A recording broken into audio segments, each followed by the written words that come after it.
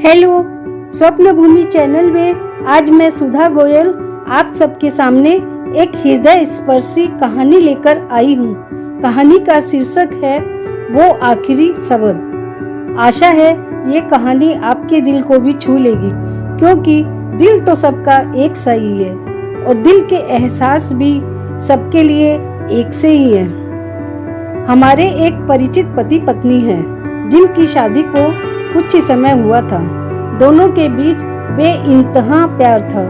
एक दूसरे को दोनों अच्छी तरह समझते थे। सही मायने में वे आदर्श दंपत्ति थे।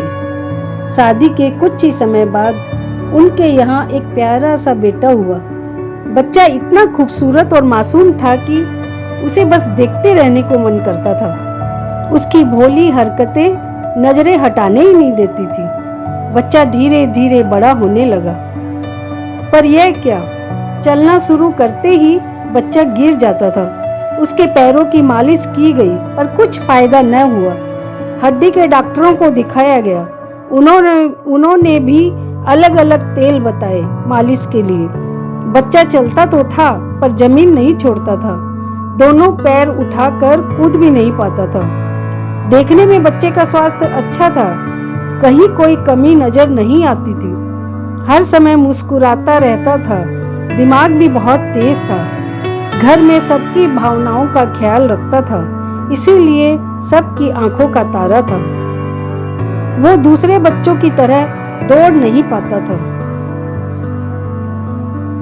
कोई बच्चा उसे मारकर या चिकोटी काट कर भाग जाता कि वो तो उसे दौड़कर पकड़ नहीं पाएगा। उस समय उसकी बेबसी उसके चेहरे पे झलक जाती थी और माँ बाप का दिल खून के आंसू रोता था। बहुत से डॉक्टरों के चक्कर काटे, पर कुछ हासिल नहीं हुआ।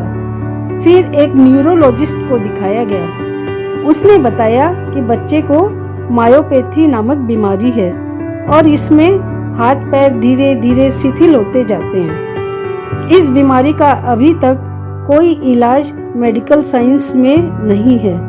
बहुत हाथ पैर मारे, बच्चे की रिपोर्ट्स अनेक बड़े बड़े डॉक्टरों को दिखाई गई, पर निराशा ही हाथ लगी। फिजियोथेरेपिस्ट से संपर्क कर एक्सरसाइज भी काफी दिनों तक करवाई गई, लेकिन एक सीमा के बाद उससे भी कोई लाभ होता ना दिखा। थक हार कर माँ बाप भी लाचार हो गए। अब बच्चे को धीरे धीरे लाचार होते देखना ही उनकी नियति बन गई थी। उनके जीवन का हर सपना ही जैसे चकनाचूर हो गया था। बच्चा जब बैठकर खिलौनों से खेल रहा होता था और कोई खिलौना नीचे गिर जाता था, तो वो कितनी असहाय दृष्टि से माँ बाप को देखता था, क्योंकि वह झुककर अपना खिलौना नहीं उठा पाता था और माँ बाप के दिल के तो जैसे हजारों टुकड़े हो जाते थे।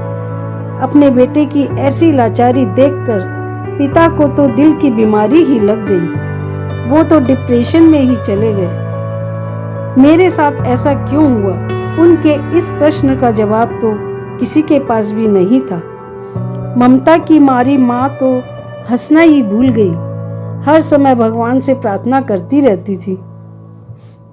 बच्चा शारीरिक रूप से कितना भी अस्वस्थ हो, मानसिक रूप से बहुत सशक्त था। माँ बाप को वह दिलासा देता था कि मेरी चिंता मत करो, मैं ठीक हो जाऊंगा। वह नहीं चाहता था कि घर वाले उसे लेकर हर समय परेशान रहें। तकलीफ में भी वह सबसे हंसकर बात करता था। भीतर ही भीतर सारी पीड़ा सहन कर लेता था। मुस्कुराकर हर दर्द पी जाता था। धीरे धीरे बच्चे की हालत और भी खराब होती गई। अब वह बिल्कुल नहीं चल पाता था। एक प्रकार से बिस्तर पर ही आ गया था। अपना काम भी वह खुद नहीं कर पाता था। फिर उसको निमोनिया हो गया और तेज ज्वर रहने लगा। कफ भी बहुत बढ़ गया और सांस लेने में तकलीफ होने लगी थी। डॉक्टरों ने अस्पताल ले जाने का परामर्श दिया। उस वक़्त रात हो गई थी, अतः सुबह अस्पताल ले जाना निश्चित हुआ। सारी तैयारियां कर ली गई थी। वह रात अत्यंत ही भारी थी। उस रात को भुलाना आज तक संभव नहीं है। रात में बच्चे को नींद नहीं आ रही थी।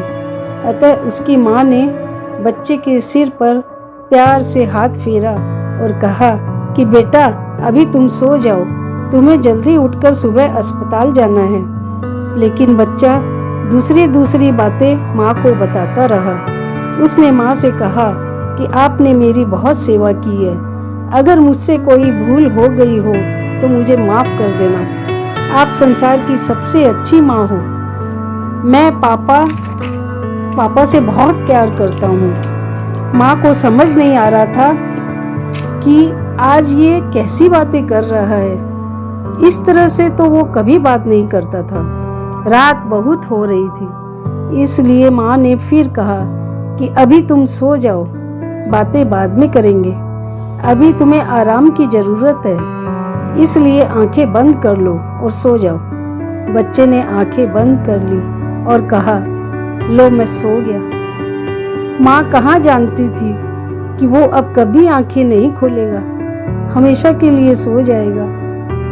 लो मैं सो गया, ये आखिरी शब्द बनकर रह गए, जो आज भी उस अभागी माँ के दिल में घुसते रहते हैं। एक अमिट घाव देकर वो दुनिया से चला गया और माँ का दिल आज भी उस जख्म की पीड़ा से टीसता रहता है।